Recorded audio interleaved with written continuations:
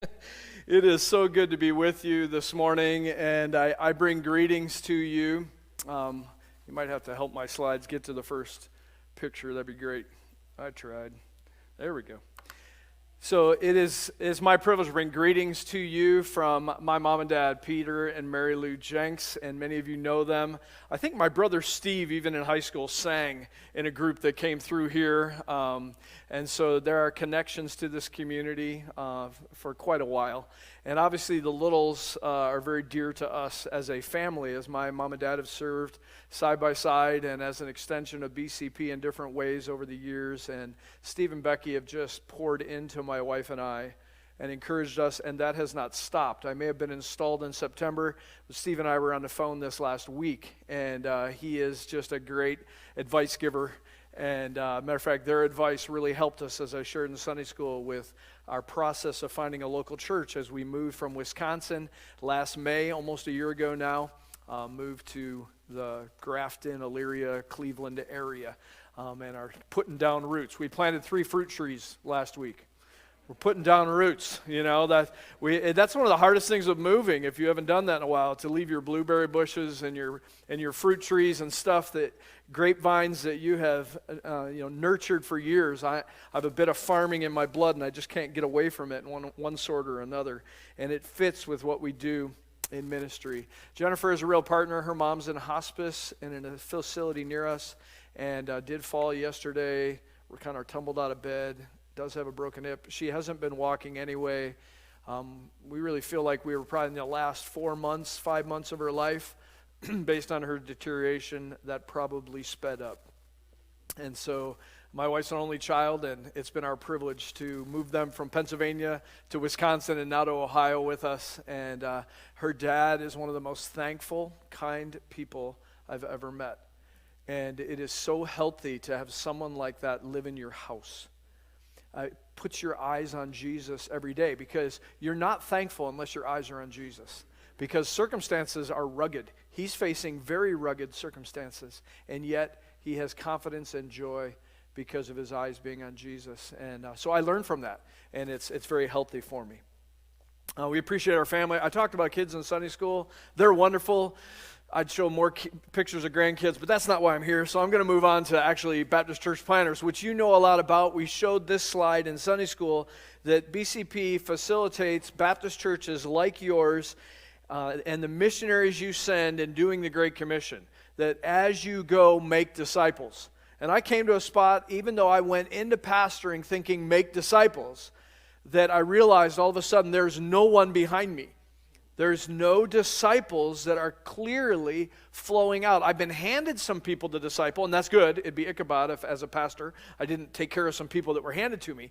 But what is God doing in my life such, and in your life, because the saints are to be equipped to do this, and BCP does that at a very microcosm level. In other words, we help a church like yours initiate intentional discipleship. I like to say from drunk to deacon. How does that happen? And how does God do that? Because that should happen over the course of time. And so how do we nurture that as local churches? And we help churches begin that. And we want to do it in a way so that that church then helps another church.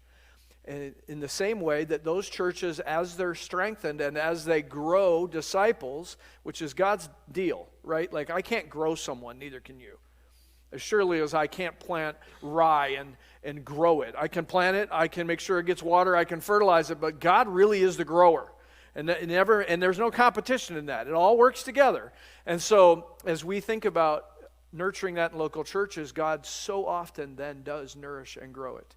And people are multiplied. And we're seeing that happen with the churches that BCP is working with. We work with churches in discipleship, sending, revitalization, and church planting. And we have about 15 or 16 churches that we have missionaries in that have been sent by churches like you. And then we have an additional set of churches, the total is 60, that we are nurturing in their action planning, their discipleship, and for some of them, the beginning of church planning and revitalizing, helping another church revitalize. I just was in Des Moines at a church where we're working together with them and their discipleship, and now Ankeny Baptist Church looks like they are going to actually pastor them. This little church downtown doesn't have a pastor right now, They have people, and they really haven't discipled or done much outreach into their community in a long time, but Ankeny is going to give them some trainers and a pastor to preach some and nurture that church forward. So that's an example of revitalization. One of BCP's church plants in Nebraska, Gretna, some of you may know that church from people coming through this pulpit. Well, that church now has adopted in a Hispanic church. Pastor was going through discipleship with us, with his men, met a pastor, a Hispanic pastor, at a coffee shop, and a relationship started. That church plant was just sort of starting. They had been underneath Assembly of God, but didn't really believe what the Assembly of God taught. And so that conversation kept happening every week for 6 months. And this pastor and another man with him rewrote their doctrinal statement based on their study of Scripture and some coaching from Brian. And now they are just getting ready to really be a formal church plant, and our church plant is helping them. Matter of fact, we're translating our discipleship material into Spanish as we speak, and are getting help from many people so that can happen. At the same time, I have a church in Chile, the pastor down there who's bilingual, who said, as soon as that's done, put me in a study with an American church, and then I can take it to my church. Isn't that fun? Just to see how God is multiplying. Some of our materials went to Germany this year, of all places. So even though we're stateside, God is using the discipleship focus from the churches. That missionary in Germany came out of a church that we've helped coach and encourage. Our next step is to see those churches plant churches. BCP has graduated a number of churches over the last 10, 15 years, but we really haven't started another church plant. You say, well, that's bad advertising to tell us that this morning. Well, I like to be honest, okay? And the former presidents both saw that. David saw that and was working toward addressing that issue. Steve asked me to come on to help strengthen churches so that churches like yours would have enough people to share. People you've trained to teach, that you've trained to disciple, that could go and plant a church. You've done that in your history in the past, and maybe God would have that again. As a church is healthy, that's what should take place. You see this picture of BCP. You can't read all the words, but there are 5 or 6 ministries that BCP does to help churches. Discipleship that we've talked about, teacher training that we talked about, so that you can multiply teachers. Transitional ministry. When a church loses a pastor, it can just shrink and struggle and can lose 10 years of momentum in like 18 months. And so we have missionaries now that come in when a church loses a pastor and pastors them while they search so that that church can keep their momentum, keep moving forward. We saw that happen in Rochester at Calvary Baptist Church, and they just called a new pastor, and they were able to weather some difficult things. One of our missionaries went into a church somewhere else where the pastor had committed suicide. Can you imagine? I can't. And they just needed to be loved and cared for about 8 months and then begin to look for a pastor. And if that had not happened, that church might not be there today if there wasn't someone to come alongside of them. And so those are, again, it's all about helping churches be strong so that then they can plant. Will you pray that more churches will be planted? We're right at the cusp now with so many of these churches reproducing that I'm not recruiting, really.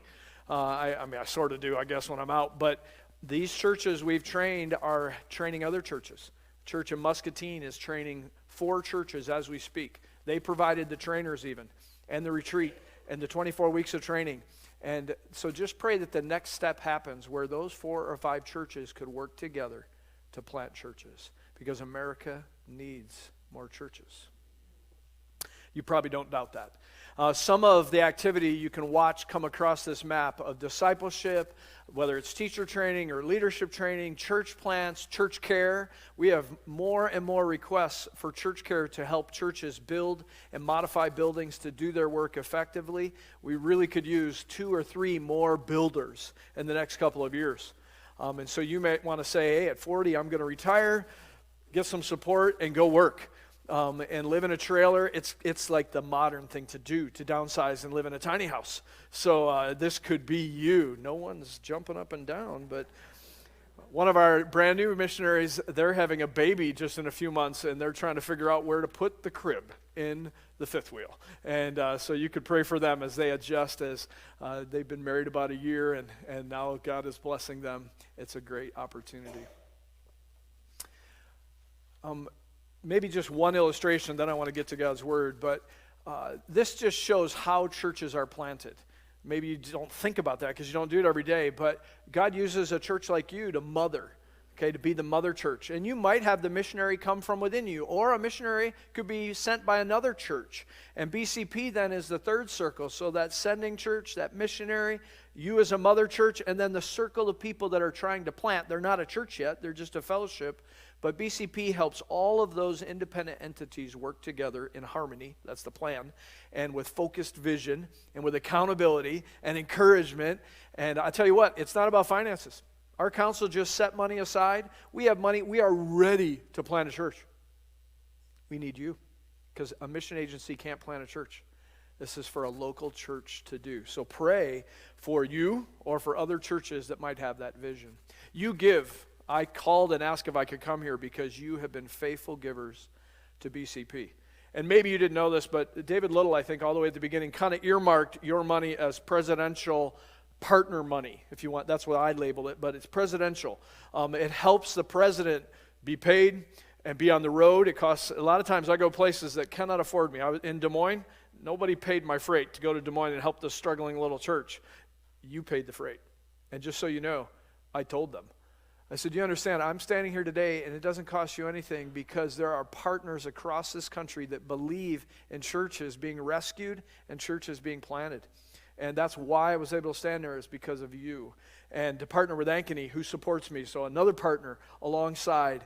And I'm going to continue to call you that because I could just say, well, you know, Hornell, Hillside, they just give and it goes into BCP, big pot. And there's nothing wrong with that. We need that. You see, 48% comes from churches and individuals.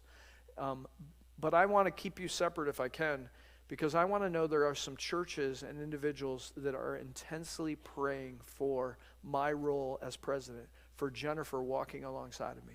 And you've done that even this morning, by the way, your pastor led you. And we want to communicate with you in a way that keeps that personal, because we need people that are truly next to us. It can't just be nebulous. It's got to be God's church marching forward. We have a sending church because of that. And we have a home church. So we have 2 churches that are directly linked. We have about 5 other churches. Plus, if I can count you, I'd like to put you in that, since you already give and you partner and you think this way. So hopefully you're encouraged by that. You should be. We pray for you at BCP in a very regular way. Matter of fact, we prayed for Joel Harriman this week, every day. We partner with you. I'm supposed to go to Titus, but let me give one more story, just I have to. So in New York, there's a church that we're helping revitalize, that Joel Harriman has been an accountability pastor to. He's, again, another church providing some wisdom to a local church that's struggling. This little church has never had an adult conversion. It was planted in the 80s from people coming from other churches, not happy.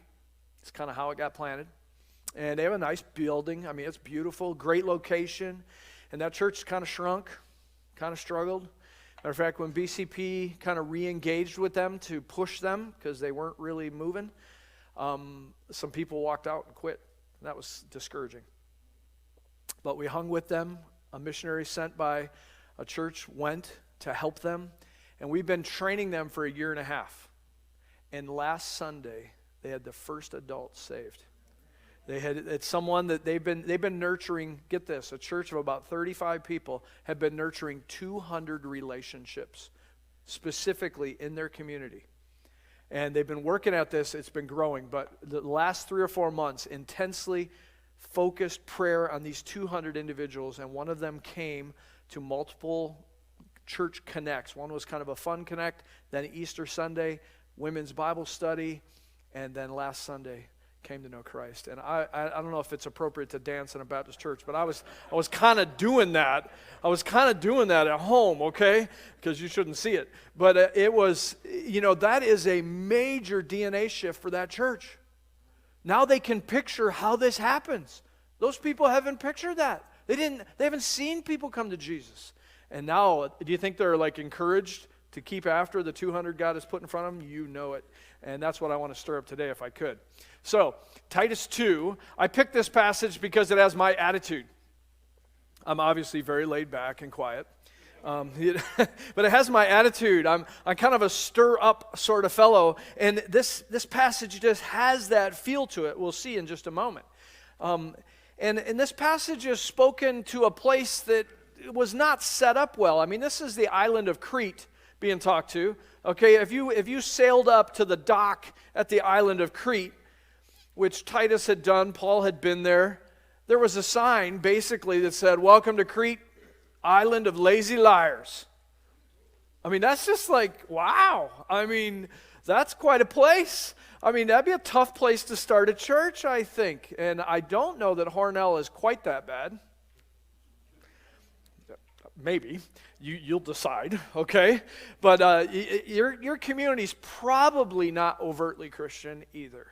And so if this passage can be done on the island of Crete, where everybody knows everybody, and it's quite, you might even say pagan, I know that God would have you obey the commands here in Hornell and Almond and the other places around here.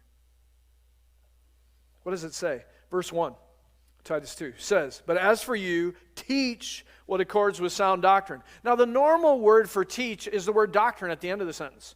Okay? That's what we're used to. This word is actually, the word teach is spit it out or declare it. Okay, so don't think of a formal teaching assignment. This is where you speak this to somebody else. You say, wait a minute, he's talking to Titus. Yeah, but as you read the passage, you're going to see sometimes, is he talking to Titus? Or is he talking to the ladies? Or is he talking to the young men? Or is he talking to the young ladies? And the answer is yes. And he says, declare it. He says, spit it out, what accords with sound doctrine. Verse 15 uses the same word. My translation, it starts with declare or spit out these things. So what I'm about to teach you, you're going to need to speak and do. And if you think I'm like overselling it, look at verse 15. He says, Titus, declare these things. Exhort, which means I should look at you and say, you must do this. And then it doesn't just say exhort, it says rebuke, which means if you're not doing this, I'm supposed to look at you and say, you're wrong. Now mind you, I've preached this sermon at least 60 times. I have. I love to preach this passage everywhere I go. First time. And I spoke this passage. Just keep that in mind. Rebuke. If you don't do this, I have to say you're wrong. And it says do that with all authority. And that's that signal discipleship word from Matthew 28, where authority is Christ and it's handed to us as church. All authority given to us. So rebuke with all authority, because this discipleship stuff we're supposed to be doing as we go. That means you, not just your pastor. Rebuke with all authority. And if that isn't enough, how does the verse end? Let no one disregard you. Well, I told you, I preached this a lot of places. I was in a church in Iowa that will remain nameless. And it was an active church, man, like 150, 160 people there, energetic, enjoying Jesus, it seemed like. And as I walked out into the foyer, I'm cleaning stuff up, this older lady comes up to me, and she says, I can't do that. I'm like, did you not hear the introduction? So I looked at her and said, I'm sorry, ma'am, but the passage says you must. She goes, I just became a widow. I'm like, oh, I'm very sorry. Because like, I don't know what that's like. But I do know that it means you have more time to do the passage now. And she kind of looked at me. No, I can't. And she stormed off. And the pastor was like 30. He was like, oh, in the corner. And because what I didn't know is this is like the lady whose family gave the land for the church building to be built on, okay? So she's like matriarch of the church. It doesn't matter. The passage says we need to do this. No asterisk. Okay? Now, the cool part, the only reason I tell you the story is I met up with that pastor 6 months later, and he looked at me, and the first thing he said, you know that lady? I'm like, oh, yeah, I remember. How can you forget that? I felt badly. She's doing it. Because it's the Word of God, not because I said it. But when you're a believer, the Spirit of God is going to ring home to you these truths, if I say them correctly, that we have to do them. And just try. In some way. As a matter of fact, you're going to find out you have the power to do them in this passage. It's inherent in what's been given to you in your salvation. I say this as I went to my church and began to teach discipleship.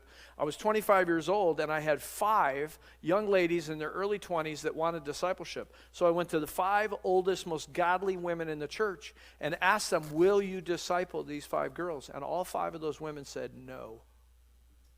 We don't know how. We don't know what you're talking about. We don't do that around here, Pastor. I'm not an emotional guy. I mean, I get like passionate, but I don't cry very often. I went in my office and I cried. Because, I mean, these are 5 young ladies that wanted to grow. And I can't do that for them. The passage is clear that an older woman is the woman for that. One of those ladies that said no, her name was Mrs. Padel. She was probably 60 years old at the time, had been a widow for 15 years. So she was widowed a long time. School teacher, super bright, super active serving at church. I mean, godly woman. I mean, she's the kind of woman that as a young pastor, she set me straight on more than one occasion in a good way.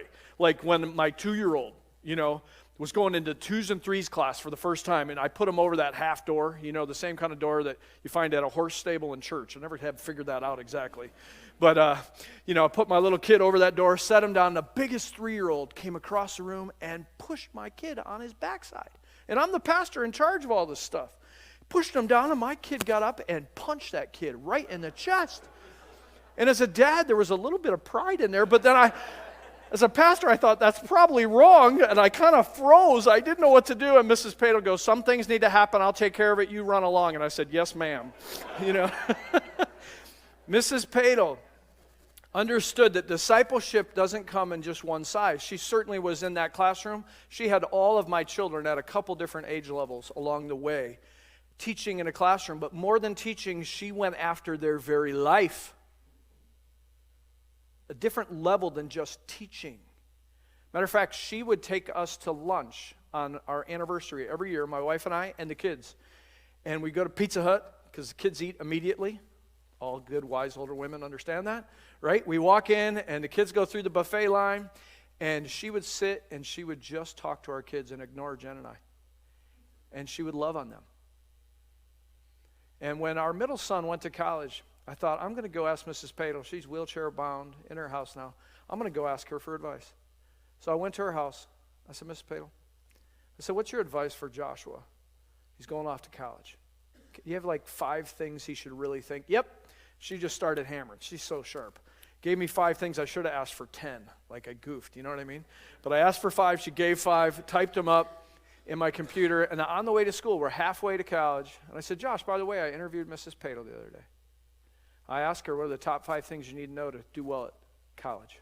She gave me 5 things, and I started saying, he said, Dad, stop. And he pulled out his iPad, and he typed down all 5 things. Now, what makes an 18-year-old kid listen to an 85-year-old woman? It's because she was doing this passage. So let's go to the passage. It says, verse 1, teach these things that accord. Who? Well, there's all kinds of people in the passage. And as you listen to this passage, I want you to picture who's in front of me. That's really that last slide. Who's in front of me and who's behind me? So who's older than you, in Christ longer than you, that you should go to for advice, because you may need to do that. And some of you are pretty quick. You're like, look, I'm so old, there's no one left in front of me. Okay, and that's true, sort of. But that just means you have the opportunity for the greatest impact, because everyone's behind you. And you just pal up with those who are older as men and women to do that work. But if you're in the middle, I'm still kind of in the middle. I'm still calling my dad, right? Still calling Steve Little. I'm still talking to people like that, looking ahead. But then who's behind you? Who is it that looks at you and intentionally comes and knows that you are part of their training, their development, so that they might disciple others? You might be thinking, what are those 2 names?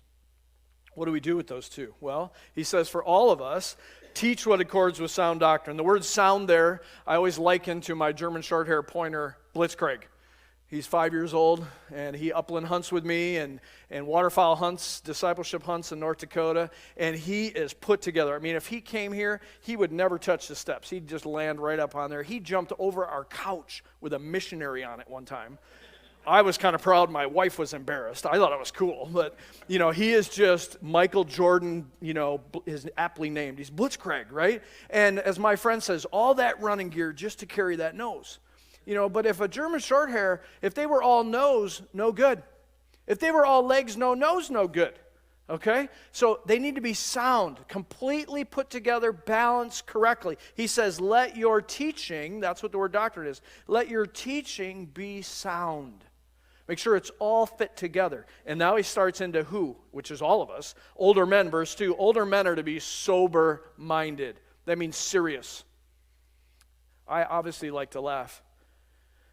But at my church, as I pastored for 22 years, on a very regular basis, church members would come to me and say, you're too serious. And what they didn't know is I would go in my office and go, yes. Because I knew that I was keeping this passage. We're in a war. We are pushing against darkness as a church. We are on mission underneath the most important Lord and King there is. So of course I'm serious. All right? Sober-minded, old men, and dignified. Not a word we use, but the root is the same root for godly. And the idea is that you connect people or direct people's attention to God. So when they're with you, cutting wood, driving down the road, going to coffee, at church, doesn't matter where, that when they walk away, they go, man, every time I'm with so-and-so, my mind goes to Christ. Is that where you direct people? Dignified. And then he says self-controlled. That doesn't mean passionless. Everything I do is with passion. But he says, do it within the boundaries that agree with God. That's what self-control is. And this is a key word because dignified is going to show up in one form or another 3 more times. Self-control is going to show up about 4 or 5 more times. This is a key item. We must bring our passions within the range that fit with God. Old men, we got to do that. Then we come, it says sound, that's that German short hair word. Okay, so we have to be sound in faith. What I found is as I've gotten older, I am sound in pattern. Okay, I know how to go to church. I know how to read my Bible every day, know how to pray, but do I do it in faith? Or is it pattern? Young men will not follow old men who do things by pattern. Now, we have patterns when we live by faith. Make no mistake. But it needs to be out of a sound faith, not a legalism. It needs to be directed and empowered by God. Can a young man come alongside of you and see the power of God at work in you? Is that window possible? That is sound in faith. And he says sound in love. Do you have enough love for every circumstance? You're not just nose or legs, but do you have love for the cross-dresser who's going to walk into church and is going to make you feel uncomfortable because that's not been normal in church? Our church had those tests as we worked with people in life-dominating sins. And they had to think, how do we love? What does that look like? Do I have a love that's robust enough? Or do I just degrade the younger generation who's so different and thinks differently? Or do I have a sound love as an old man? Lastly, be sound in steadfastness. I think of Winston Churchill when I think of steadfastness, which is kind of bad because he's not redeemed. He wasn't. It doesn't appear in all the reading I've done. But as I read a number of years ago, the 4th volume in his History of World War II, okay, call me a nerdy, all right, but I like history. And so I was reading that book, and he was meeting with FDR, President of the United States. The U.S. had not entered the Great War yet. They met in a secret location in Newfoundland off of the coast, and Winston Churchill sailed in the robust Prince of Wales, the greatest battleship of the day, brand new. And it went long, and it got into Sunday, so they decided to have a service. So all the officers of both ships met on the bridge of the Prince of Wales, and they worshiped and sang together, read Scripture. And in the book, he finishes that, and he just says, next line, to think 6 months later, half the men in this room were dead. How did a human leader absorb such shots like that to his steadfastness? But Winston Churchill did. He remained, didn't he? And what that does is it chases me. I think as an older man, I'm getting there. Do I have a steadfastness when there's difficulty? I mean, I have the Spirit of God. My steadfastness should be light years ahead of Winston Churchill. Is it? My dad is a picture of that. I mean, 75 years old, their church planter died of a heart attack. My dad took over a year later, It's now running about 70. Building paid for. They're on the cusp of starting to look for a pastor. And they have a church plant at 25. So my dad preaches both places every Sunday morning, 20 minutes apart in the prairies of Nebraska. And I think, man, he's going to die with his boots on. And he would never be happier if that happened. He would. He'd just be like, yeah. He's got steadfastness. He's the happiest I've ever seen him. The men around him, and he's trained intentionally, are just getting it done. And he just does circles, is what he says. He just keeps looking around. Steadfastness. So the ladies, I got to keep moving here. We come to the older ladies in verse 3, and I hate to sneak up on you older ladies. My wife says I can't call you old ladies in church, but it's in the passage. He says, I hate to sneak up on you old ladies, but it says older women likewise, which means everything I just said about the old men, you've got to do. Okay? So your life has to be the same at all that. So let that sink in. Sound in faith, sound in steadfastness, okay, all that. But the ladies have a longer list.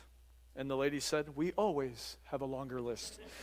Like, always feel like that. I come home and I'm just dead tired, and my wife's like, she's still moving. I'm like, take the Energizer Bunny batteries out of her. Like, what in the world? I feel guilty because I can't keep up. Why a longer list? The passage doesn't say, so this is my thinking. Check it. I think it's longer because women have a difficult position.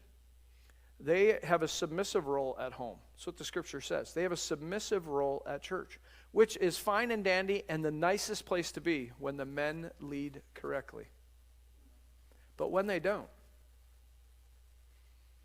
that is a difficult thing to traverse.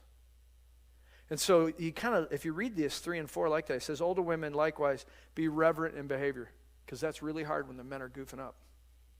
It's real easy to be like, ridiculous. Which gets you to the next word. He says, not slanderers. They're not going, those men, they're just ignorant. Well, we might be, okay? But you're not supposed to say that. You're not supposed to tear down. And that's hard when it's going badly and you know why. He says, don't be a slave to much wine. Ladies' bodies, especially in Paul's day, lots of children, very little medicine. I don't know what I'm talking about because I'm not a woman, but I'm thinking it's hard as they age. And wine was used to help in those aches and pains and struggles as life went on. And he says, don't be a slave. I think in today's world we take medicine for lots of stuff, not wrong, but don't be a slave. How will the young see your dependence on Jesus if you're dependent on something else? Balance.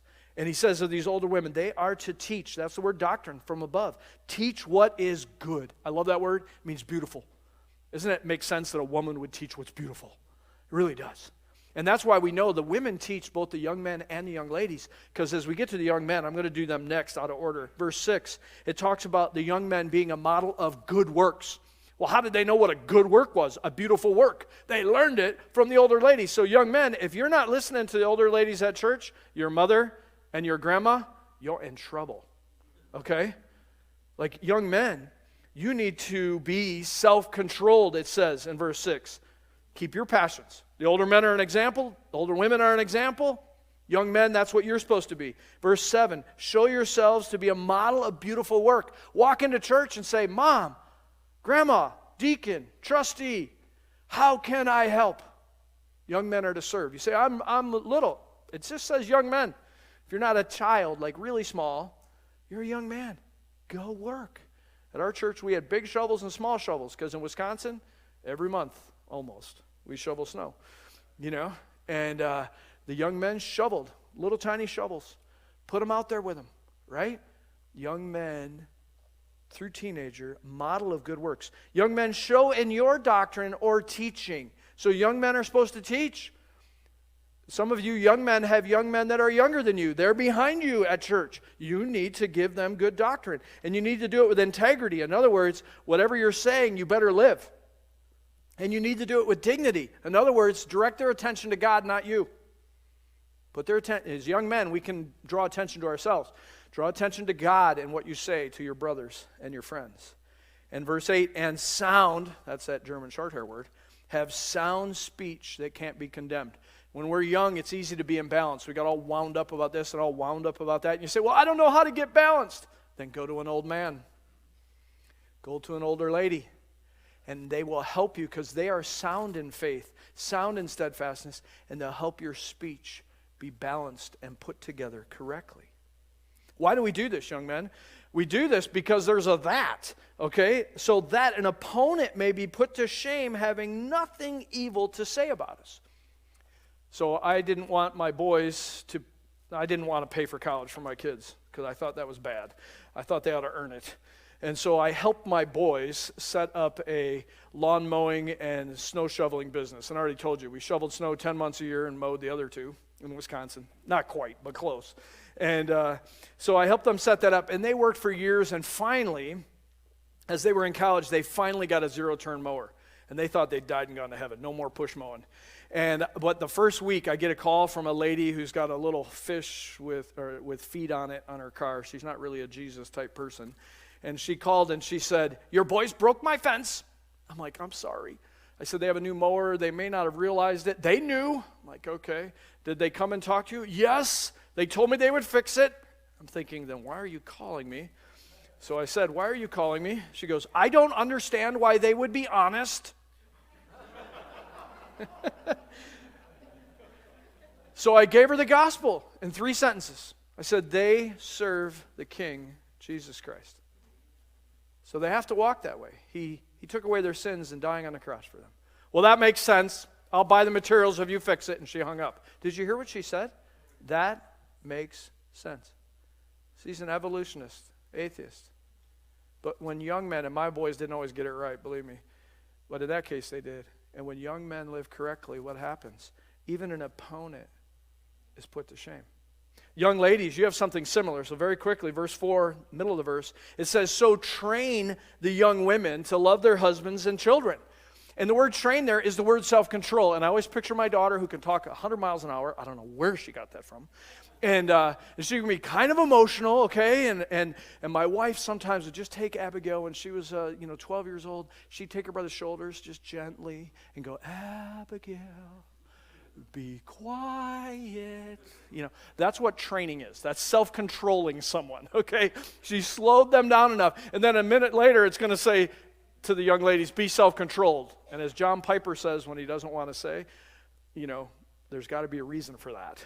Why self-control is used twice for young ladies. But you figure it out, okay? So train the young women to love their husbands. I hate to tell you, husbands, but your wives don't like you sometimes. I know, I got married and thought, why wouldn't she? I mean, But it says here they have to be trained, and the word is like. It's not self-sacrificial love. It's that affection, care about word. And he says, you have to be trained to love their husbands. And kids, I hate to tell you, but sometimes your parents don't like you either. Unless they've been trained to.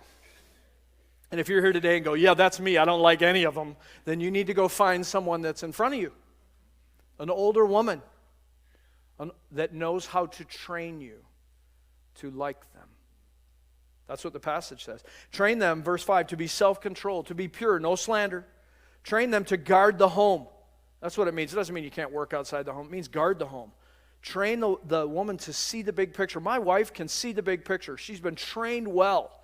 But I ignored her for 10 years. She would say, we should be careful there. I think that's going to lead to this. I'm like, whatever. That's not going to happen. And then it did. And after 10 years of being wrong and not understanding she's God's helpmate for me, I began to listen. And the next 15 went much better as I let her do her role that she was trained to do. And that doesn't mean I don't have a responsibility in that, but she's trained to be a guard of the home, to be kind and to fall in the line, to be submissive. Doesn't mean you agree, but you walk behind them. Why, ladies? That the word of God may not be reviled. At American Legion baseball games where we served, my wife and I, even when our kids weren't there, our way into town, as I said in Sunday school, I'd sit with the men or stand with the men by the fence and cheer the boys on for 3 innings. By then, most Wisconsin men are drunk. So then Jen and I would sit together in the stands and cheer the boys on. And every year, multiple times, people would come to Jen or to me and they would say, you two seem like you like each other. which we found weird. Like, we're married. Like, isn't that the plan? Because it is. She was trained to like me. I mean, she gets the credit. They would say that, and so we would say, yeah, let me tell you why. And either one of us, and we'd use words out of this passage that are strange words in the world. And every time they went, that makes sense. They never argue like, that's ridiculous. They couldn't. They just saw a young lady, my wife, you notice what I just did there? Young lady living out what she was trained to do. I have to quit. So I'm just going to let the passage land like a giant thud, one last thud, and that is the gospel. The gospel is the ground. Because you may be sitting here and go, I'm like that lady at that Iowa church. I'm ready to say, I can't do this. I don't know what I'm doing. The gospel. Look at verse 11. The grace of God's appeared, salvation for all people. Now, that doesn't mean everyone gets saved, but there is so much grace in the gospel that there would be enough. So don't ever think God's gospel is not enough for you. I don't care your background. I don't care what happened. It's enough for the whole world if they were to turn, but they won't. And then it says, that grace of God gospel, salvation, verse 12, trains us to renounce ungodliness. So you can have terrible parents, terrible background, have just come to Jesus, and the gospel itself will train you to renounce undignifiedness or ungodliness. It will teach you to renounce ungodly passions and to live self-controlled. We had a drug and alcohol ministry that met in our home every Monday night for years. And my wife would feed them, sometimes 8 people, sometimes 20. And we had a couple of mentor couples that worked with us in this, and we just saw God do cool stuff in this. And they could never believe these people, some of them living right off the street, get a home-cooked meal and be in our home. Like, why, you trust us to let us in this house? I'm like, it's God's house. If you wreck it, I guess you'll have to answer to him. You know, like, whatever, it's just a house, you know. And they would come and eat with us. And our kids got a great education in this. Because they would sit through the meal. And we'd give Thanksgivings and talk about God at the table, and then we'd go into mentor time. And the kids would go do their homework. But we'd sit there, and I'll never forget one lady. She had just gotten saved. And she was at the table. It was her 3rd week. She goes, you wanted to praise, but this is a little different. I just realized this week, I got to quit sleeping around. And our kids' eyes were like, bonk, you know. They never heard that in prayer meeting, you know what I mean? And she goes, and I'm like, I never tried to preach at the table like this. I said, why did you say that? Well, I was thinking about it. Jesus redeemed me. He's my king. He owns me now. And I'm just doing whatever I want. That can't be right. I'm like, you're right. That can't be right. And I took her to passages that clearly say it's not right. Okay? The gospel itself, she literally could quote 2 verses of the gospel. And it trained her. So don't tell me you, especially been in church and in the gospel a little longer, you have what you need. Read the rest there. It's there. All that it trains you. Let the Spirit of God use His word, the work of the gospel, to train. It'd be a shame if you walk out of here and don't do anything.